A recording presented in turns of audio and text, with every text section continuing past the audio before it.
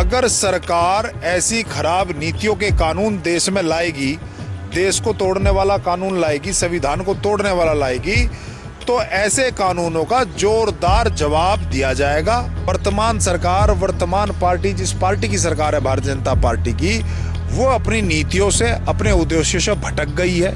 हेमंत बिश्व शर्मा जो असम के मुख्यमंत्री है, ब्राह्मण जाति में जन्म होने के बावजूद भी वो किस तरह गौ माता के मांस खाने की बात करते हैं। इस वक्त संसद के अंदर कितनी महिलाएं बैठी हैं, क्या वो कभी महिलाओं की आवाज उठाती हैं? अगर किसी महिला का कहीं शोषण हो जाता है, क्या वो महिलाओं की आवाज उठाती है? एमपी बनने के बाद आदमी अपना विकास करता है, अपने घर का विकास करता है, सोसाइटी का विकास नहीं कर रहा। यही हमारे देश का दुर्भाग्य है। यही शिवंदु अधिकारी जी जब टीएमसी में थे तो इनके घर ईडी भेज दी थी, इन पर भ्रष्टाचार के आरोप लगाए थे भारतीय जनता पार्टी ने, इन्हें जेल में डालने का काम किया जा रहा था। जैसे ही ये भारतीय जनता पार्टी में आ जाते हैं तो ये गंगा में स्नान किए हो जाते हैं, इन पर कोई आरोप नहीं होता। लोगों पर तानाशाही करनी है, तो ये भारतीय जनता पार्टी का मूल उद्देश्य है। अगर कहीं भारतीय जनता पार्टी के प्रवक्ता आपको मिले तो उनसे ये बातें पूछिए कि नरेश अग्रवाल आपकी पार्टी में कैसे आ गए भाई, हेमंत बिश्व शर्मा आपकी पार्टी में कैसे आ गए भाई, शिवंदु अधिकारी आपकी पार्टी में कैसे आ गए, सम्राट सिंह आपकी पार्टी में कैसे आ गए, स्वर्गीय अजीत पवार आपकी पार्टी में कैसे आ गए। सारे भ्रष्ट करप्ट लोग।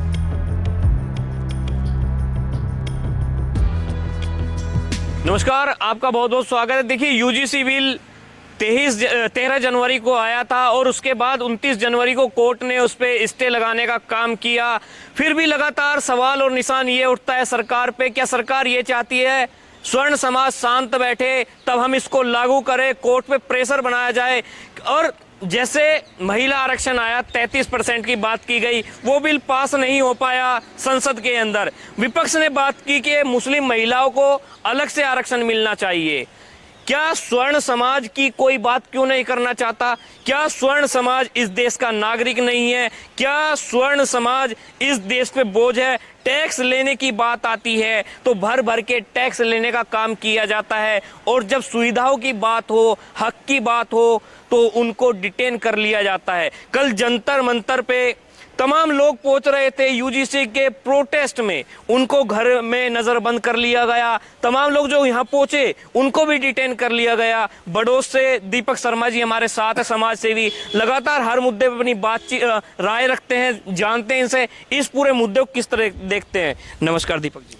हिमांशु जी नमस्कार, आपके दर्शकों को भी बहुत नमस्कार। क्या कहेंगे, 4 महीने से ऊपर का समय होने को आया है, अभी तक यूजीसी का कोई अंतिम फैसला नहीं आया, कोर्ट में स्टे लगा है, महिलाओं की बात कर रहा है, और कोई मुसलमान की बात कर रहा है, दलित की बात कर रहा है, कोई स्वर्ण समाज की क्यों बात नहीं कर रहा? देखिए हिमांशु भाई, पहले तो जो आपने यूजीसी पे बात करी, मैं उसी का जवाब देता हूँ।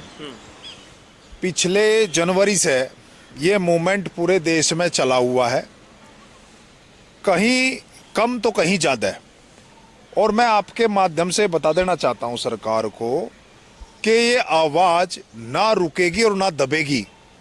अगर सरकार ऐसी खराब नीतियों के कानून देश में लाएगी, देश को तोड़ने वाला कानून लाएगी, संविधान को तोड़ने वाला लाएगी, तो ऐसे कानूनों का जोरदार जवाब दिया जाएगा और जोरदार आंदोलन किए जाएंगे, जो कि चल रहे हैं। जैसा कि कल भी जंतर मंतर पर बड़ा मूवमेंट हुआ, लेकिन इसमें सामान्य जातियों को पूरी सफलता तो नहीं मिली, लेकिन 80% सफलताएं मिल चुकी है। जैसा कि यूजीसी के सेक्रेटरी श्रीमान जोशी को अब से 2 महीने पहले हटा दिया गया था। दूसरा, सुप्रीम कोर्ट ने लगातार स्टे किया हुआ है, माननीय सुप्रीम कोर्ट ने। तो ये सामान्य जातियों को का बहुत ही बड़ा एक रणनीतिक कार्य रहा है कि उनके एकता से सुप्रीम कोर्ट ने उसका संज्ञान लिया, माननीय सर्वोच्च न्यायालय ने, और सरकार ने भी उनसे डर के यूजीसी के सेक्रेटरी को अपने पद से हटा दिया गया है। आप कह रहे हैं कोर्ट लगातार स्टे लगाने का काम कर रही है, 80% स्वर्ण समाज को इसमें जीत मिल चुकी है, फिर भी वही सवाल बनता है, क्या ये सरकार नहीं चाहती स्वर्ण समाज इस देश के अंदर चैन से जी पाए? देखिए, ये तो सबके सामने आ चुका है कि सरकार की नीतियां क्या हैं और सरकार किस तरह काम कर रही है। जो वर्तमान सरकार है, उनका ध्येय सिर्फ एक ही है कि आप सिर्फ सत्ता में आओ। आपकी नीतियां क्या थी, आपके वोटर कौन थे, आपके सिद्धांत क्या थे। वर्तमान सरकार, वर्तमान पार्टी, जिस पार्टी की सरकार है भारतीय जनता पार्टी की, वो अपनी नीतियों से, अपने उद्देश्यों से भटक गई है, इसलिए वो इस तरह के कार्य कर रही है। इसलिए उनका सीधा सा फंडा है कि आप किसी भी प्रकार येन केन प्रकरण करके हुक बाई कुक किसी भी तरीके से आपको सत्ता में आना चाहिए। वर्तमान चुनाव में भी इसी तरह के मामले हुए हैं। जो भारतीय जनता पार्टी सनातन धर्म की बात करती थी, सनातनियों की बात करती है, आपने पिछले लंबे समय में देखा होगा कि किस तरह आदि शंकराचार्य पर उन्होंने लाठीचार्ज करा माघ मेले में, किस तरह अभी चुनाव हुए, असम के चुनाव हुए, तमिलनाडु के चुनाव हुए, तमाम बंगाल के चुनाव हुए, किस तरह मांस का प्रयोग किया गया। हेमंत बिश्व शर्मा जो असम के मुख्यमंत्री है, ब्राह्मण जाति में जन्म होने के बावजूद भी वो किस तरह गौ माता के मांस खाने की बात करते हैं। तो ये बड़ी निंदनीय बात है। इन बातों से तो सिर्फ ये सिद्ध होता है कि आप सिर्फ सरकार बनाना चाहते हैं। आप समाज को तोड़ के सरकार बनाएं, आप संविधान तोड़ के सरकार बनाएं, या सनातन धर्म के खिलाफ जाकर आप सरकार बनाएं। सिर्फ भारतीय जनता पार्टी यही चाहती है कि आज चाहे मैं किसी प्रकार आऊं, मैं सरकार में आना चाहती हूँ। आप कह रहे हैं वो चाहती है सरकार में आना, जहां भी जाती है 20 से ज़्यादा राज्यों में सरकार बना चुकी है भाजपा। हर जगह कहती है कि सबका साथ सबका विकास। क्या सबके साथ में स्वर्ण समाज नहीं आता? अगर वो इस तरह की पार्टी होती तो कतई भी इस तरह के कानून ना लाती। जिस समाज ने हमेशा भारतीय जनता पार्टी का साथ दिया 100% सामान्य जाति की सभी, बल्कि मैं तो ये कहूँगा देश में तोड़ने वाला कानून अगर कोई सरकार ला रही है तो वो भारतीय जनता पार्टी ला रही है। या सन 1990-92 के आसपास एक प्रधानमंत्री और हुए थे देश के, वीपी सिंह, उन्होंने भी समाज को तोड़ने का काम करा है, लेकिन इन्होंने उससे कई ज़्यादा समाज को तोड़ने का काम कर दिया। यूजीसी ग्रांट जो नया एक्ट ये लाए हैं उसके खिलाफ, लेकिन सर्वोच्च न्यायालय ने देश को बचाने का काम किया है और सरकार ने भी इस एकता को माना है कि यूजीसी एक्ट के सेक्रेटरी को हटा के माना है। दूसरी बात, आपने जो महिला का मुद्दा भी आपने पूछा कि महिलाओं के आरक्षण के लिए, मैं ये कहना चाहता हूँ आपके चैनल के माध्यम से, इस वक्त संसद के अंदर कितनी महिलाएं बैठी हैं, क्या वो कभी महिलाओं की आवाज़ उठाती हैं? अगर किसी महिला का कहीं शोषण हो जाता है, क्या वो महिलाओं की आवाज़ उठाती है? आज अगर आरक्षण मिलेगा, अभी 33% आरक्षण मिल गया और वो सीटों में वृद्धि हो गई, जो मुख्य सरकार का एजेंडा लग रहा है कि वो सिर्फ सीटें बढ़ाना चाहती हैं, परिसीमन बढ़ाना चाहती हैं लोकसभा का, उससे क्या होगा? क्या आपके मेरे घर की महिलाएं चुनाव लड़ सकती हैं? क्या ये लोग उनको टिकट देंगे जिनके पति, जिनके पिता, जिनके ताऊ चाचा, जिनके रिश्तेदार एमपी बने बैठे हैं, एमएलए बने बैठे हैं अनेक योजनाओं से, जिनके कई योजनाओं से मंत्री बने बैठे हैं, मुख्यमंत्री बने बैठे हैं, उन्हीं के घर की महिलाएं जो सीटें बढ़ाना चाह रहे हैं 33%, उन्हीं के घर की महिलाएं एमपी बनेंगी। आपके और हमारे घर के साधारण घरों के लोग बाग की महिलाएं एमपी नहीं बन पाएंगी। कांग्रेस हो या समाजवादी पार्टी कहती भी नजर आती है कि मुस्लिम महिलाओं को स्पेशल आरक्षण मिलना चाहिए। विपक्ष भी क्यों स्वर्ण समाज की बात नहीं करता? मैं एक बात और कहता हूँ, चलिए विपक्ष ने मुस्लिमों की बात कर दी और भारतीय जनता पार्टी चाहती है परिसीमन हो, लेकिन मैं सभी पार्टियों से एक सवाल पूछना चाहता हूँ कि मुस्लिम महिलाएं भी बगैर आरक्षण के बैठी हैं संसद में। वो मुस्लिम महिलाएं कितनी बातें मुस्लिम महिलाओं के लिए वहाँ पर उठाती है, मुस्लिम समाज के लिए उठाती है, साधारण मुस्लिमों को कोई बात नहीं करता। सिर्फ एमपी बनने के बाद आदमी अपना विकास करता है, अपने घर का विकास करता है, सोसाइटी का विकास नहीं कर रहा। यही हमारे देश का दुर्भाग्य है कि हम सिर्फ अगर कुछ संसद में बैठे हैं तो वो सिर्फ इसलिए चाहते हैं कि मेरी बेटी एमपी बन जाए, मेरी पत्नी एमपी बन जाए, या मेरे ही घर की महिला एमपी बने। कोई हिमांशु गुप्ता से या दीपक शर्मा के घर से कोई एमपी एमएलए ना बन जाए, इसलिए ये बिल ला रहे हैं। वो आप कह रहे हैं बिल ला रहे हैं। अभी हमने देखा पश्चिम बंगाल का चुनाव हुआ, भाजपा ने अपनी सरकार बनाई। जिस बेटी के साथ मेडिकल कॉलेज में दुष्कर्म होता है उसकी मां को टिकट दे दिया जाता है। भाजपा तो कह रही है कि हम तो सबके न्याय की बात करते हैं, हम सबके साथ की बात करते हैं, सबको साथ लेकर चलने का काम करते हैं, गरीब को भी हम टिकट देने का काम करते हैं। वे कह रहे पश्चिम बंगाल में हमने एग्जाम्पल दिया है, शुभेंदु अधिकारी को मुख्यमंत्री बनाया है। देखिए, भारतीय जनता पार्टी का एक ही एजेंडा है। आज भारतीय जनता पार्टी की नीतियों में जब मोदी जी आए थे उन्होंने जीरो टॉलरेंस की बात करी थी, लेकिन वो जीरो टॉलरेंस की तब बात नहीं करते जब वो ही भ्रष्ट नेता, कई हजार करोड़ का उस पर करप्शन होता है, ईडी आप उसके घर भेजे हुए होते हैं, जब वो विपक्ष में होता है। यही शुभेंदु अधिकारी जी जब टीएमसी में थे तो इनके घर ईडी भेज दी थी, इन पर भ्रष्टाचार के आरोप लगाए थे भारतीय जनता पार्टी ने, इन्हें जेल में डालने का काम किया जा रहा था। जैसे ही ये भारतीय जनता पार्टी में आ जाते हैं तो ये गंगा में स्नान किए हो जाते हैं, इन पर कोई आरोप नहीं होता। हेमंत बिश्व शर्मा जी का भी यही हाल था। भारतीय जनता पार्टी में आने से पहले भाजपा तैयारी कर चुकी थी इन्हें जेल में भेजने के लिए, लेकिन ये जैसे ही भाजपा में आते कई हजार करोड़ के घोटाले इन पर से साफ हो जाते हैं। स्वर्गीय अजीत पवार जी महाराष्ट्र वाले डिप्टी सीएम थे, उनके साथ भी यही था। तो भारतीय जनता पार्टी नीतियों से आज इनके पास कोई मुद्दा नहीं है, और मुझे लग रहा है कि देशवासियों को भी ये मुद्दे नजर नहीं आ रहे हैं। एक समय होता था अगर किसी मंत्रालय में कोई करप्शन हो गया, कोई दुर्घटना घट गई, तो वो इस्तीफा दे देते थे। आज रेल की दुर्घटनाएं हो जाती हैं, लेकिन हमारे अश्विनी वैष्णव जी चूके तू बने हो जाते हैं। देश में बड़े बड़े आतंकवादी हमले हो जाते हैं, हमारे गृह मंत्री जी अपने पद से इस्तीफा नहीं देते हैं। तो मुद्दों की बात नहीं हो रही है, सिर्फ हिंदू मुस्लिमों पे बात हो रही है कि हिंदुओं को लड़ाओ और मुस्लिमों को लड़ाओ, और हिंदुओं की सरकार में हिंदू सेफ नहीं है। तो इस तरह की बात हो रही है। अब जहाँ तक आपने बात कही कि गरीबों को टिकट दिए जा रहे हैं, उनकी बेटी का बलात्कार हो गया था, तो क्या यूपी में नहीं हुआ क्या? उन्नाव में नहीं हुआ क्या? हाथरस में नहीं हुआ क्या? उनकी माँ को भी टिकट दे दीजिए। जो लोग कहते थे, जो ये लोग कहते हैं कि अपराधी को धरती में धसा देंगे, भैया आपने सम्राट वहाँ पर आपने बिहार में सम्राट को सीएम बना दिया है। वो क्या गंगा जी में नहाए हुए हैं? क्या उन्होंने मिस पटना रही 20 साल पहले लड़की जो स्टूडेंट थी, उसको किडनैप नहीं किया, उसका बलात्कार नहीं करा, फिर उसको गाड़ी में जलाकर मार दिया, उस पर मर्डर में जमानत पे रिहा है, वो बलात्कार के 376 में जमानत पे रिहा है वो। तो आपने ऐसे व्यक्ति को जो अपराधी है उसको मुख्यमंत्री बना दिया है। ये संदेश देना चाहते हैं कि आप आने वाले समय में प्रदेश के मुख्यमंत्री अपराधी लोग बना करेंगे। ये भाजपा की नीति है। देखिए सुनिए, ये सब आजकल सोशल साइट का ज़माना है। सारे मामले मिनटों पर, आदमी टीवी भी ना देखे, न्यूज़ में भी ना आए, वो सोशल साइट पर आप जैसे लोगों के माध्यम से आ जाता है। तो जब आप अपराधियों को मुख्यमंत्री बनाएंगे, ये नीतियाँ हैं। भैया बंगाल में आपको बस सिर्फ बलात्कार हो रहे हैं क्या? यूपी में नहीं होते क्या? आप यूपी में भी बनाइए। आप छोड़िए ना अपने नेताओं को। ये क्या है कि एक ओबीसी से हमने नेता बना दिया, एक जनरल कैटेगरी से तो नेता बना दिया, एक ठाकुर समाज से नेता बना दिया, उससे बना दिया। अरे इनको छोड़िए, जो 50-50 साल से नेता बने बैठे हैं उनको दीजिए ना। जिनके घर में कोई नहीं, इनको बाहर काटिए, आप हटाइए इनको। आप काहे की गरीबों की पार्टी है ये?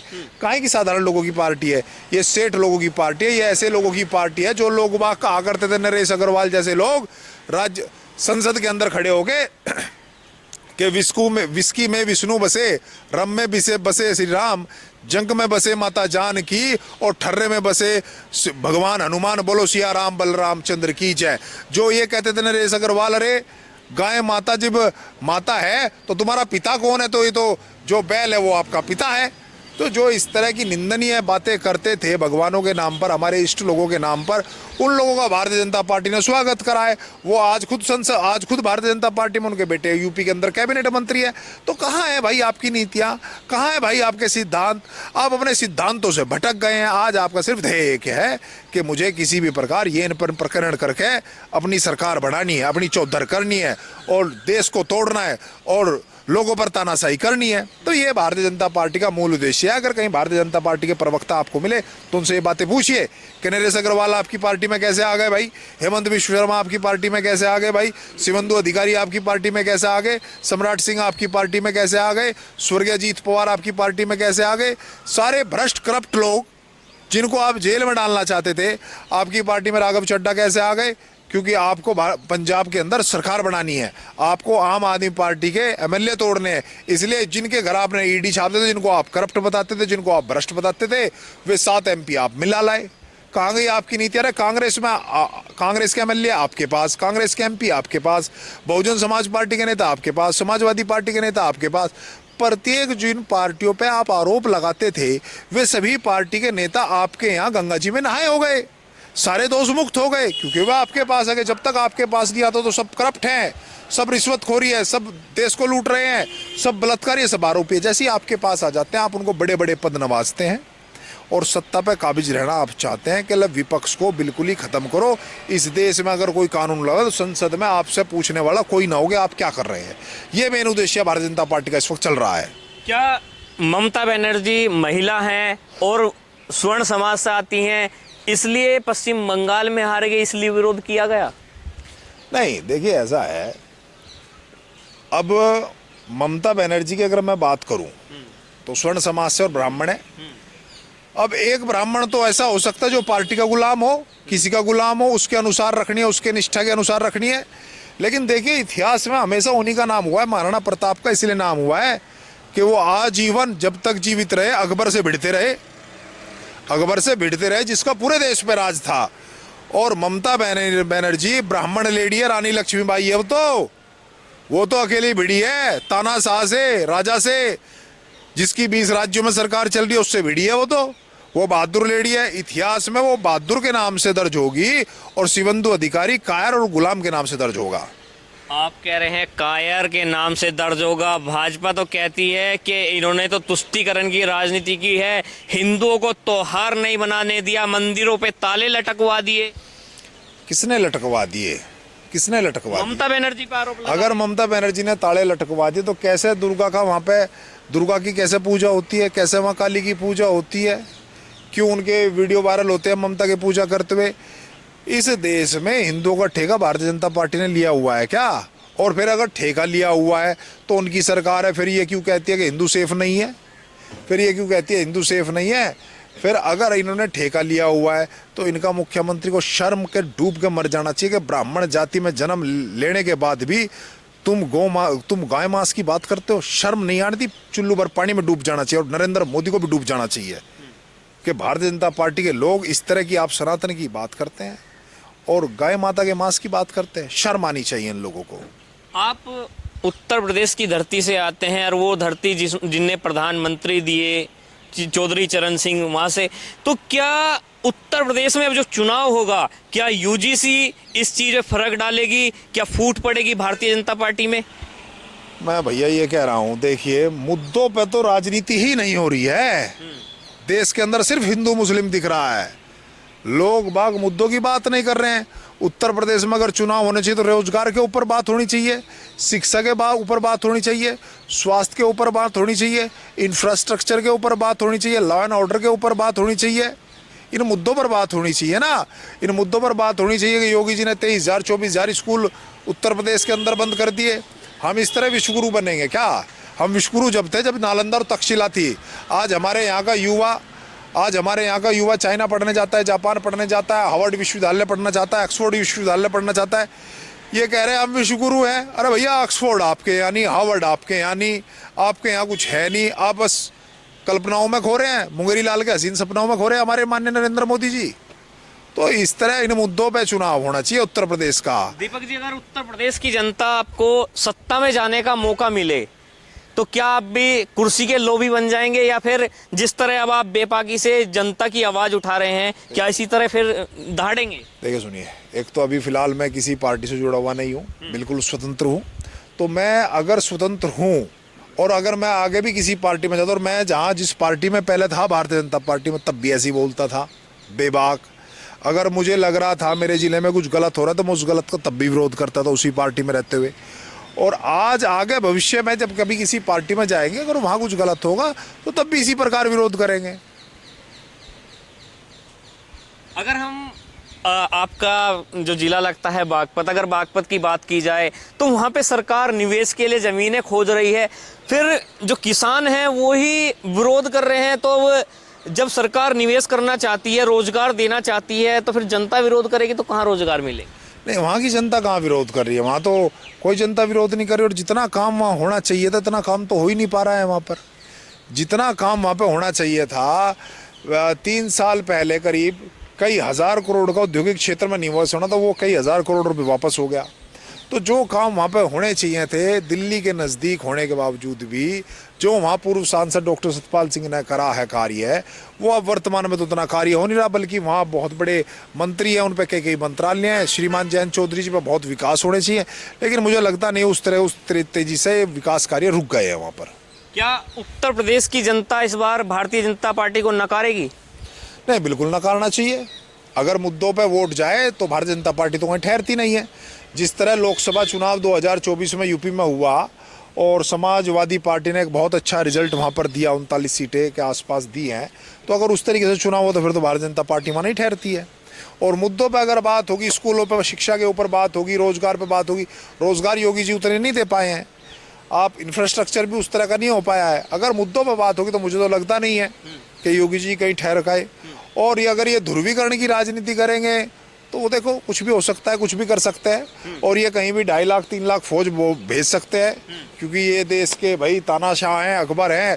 बताओ एक स्टेट में 2.5 लाख 3 लाख सैनिक भेजने की, आर्मी भेजने की क्या आवश्यकता पड़ी? आप किस तरह का चुनाव कराना चाह रहे हैं?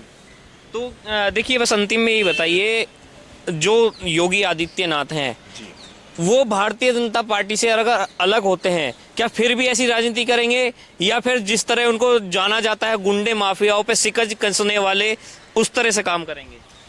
देखिए, गुंडे माफियाओं पे सिकंजा कब कसा गया कब नहीं, एक टाइम ये था कि कल्याण सिंह जी ने भारतीय जनता पार्टी छोड़ दी थी और वो मुल्ला मुलायम सिंह जी की जाके गोद में लौट गए थे। तो इनका भैया कुछ पता नहीं है भाजपा वालों का, ये कब क्या हो जाए, फिर वे कह लगेंगे हमारे तो भाई है मुलायम सिंह, हम तो वहाँ पहुँच गए। तो इनका कुछ धर्म नहीं है, कब ये अखिलेश की कोड़ी भर ले, कब मायावती की कोड़ी भर ले, कब किसकी कोड़ी भर ले, कुछ पता नहीं। और रही गुंडे माफियों की बात, तो अतीक अहमद ने 2019 में चुनाव लड़ा, इन्हीं लोगों ने बाहर काटा था, इन्हीं लोगों ने निर्दलीय चुनाव लड़वाया था। तो भैया कब इनसे दोस्ती हो जाओ, नेताओं की राजनीतिक सत्ता पाने के लिए कब क्या हो जाए, सत्ता पाने के लिए तो ये मांस खाल लगे थे सब, ब्राह्मण होने के बाद भी मांस खाल लगे थे, ठाकुर होने के मांस खाल लगे थे, कहला खाओ खाओ। 16 राज्यों में सरकार भारतीय जनता पार्टी की है, कहाँ किसे मांस खाने में मना है? कुछ ही खाओ, कुछ ही बोलो, कोई दिक्कत नहीं है। मुस्लिम खाओ, हिंदू खाओ, हमें क्या दिक्कत है? तो सत्ता पाने के लिए ये अपने एजेंडे से मुड़ सकते हैं, कहीं भी कुछ भी कर सकते हैं। धन्यवाद दीपक जी। तो देखिए, ये दीपक जी थे उत्तर प्रदेश की उस धरती से, जब बात आई थी 5 गांव मांगने की, उसमें से एक बागपत बड़ौद की धरती भी थी। आज उसी अंदाज में दीपक जी ने बताया कि जो राजनीति हो रही है वो मुद्दों पे नहीं हो रही, वो हिंदू मुस्लिम पर हो रही है, अधिकारों पर बात नहीं हो रही है। नेता सत्ता में काबिज रहना चाहते हैं, चाहे वो किसी भी हद तक जा सकते हैं, चाहे किसी की भावनाओं को आहत करना हो या फिर किसी धर्म को लेकर कुछ भी बोलना हो। इस सब को लेकर आप क्या सोचते हैं? अपनी राय अवश्य कमेंट बॉक्स में दीजिएगा और जुड़े रहे हमारे साथ। जय हिंद, जय भारत।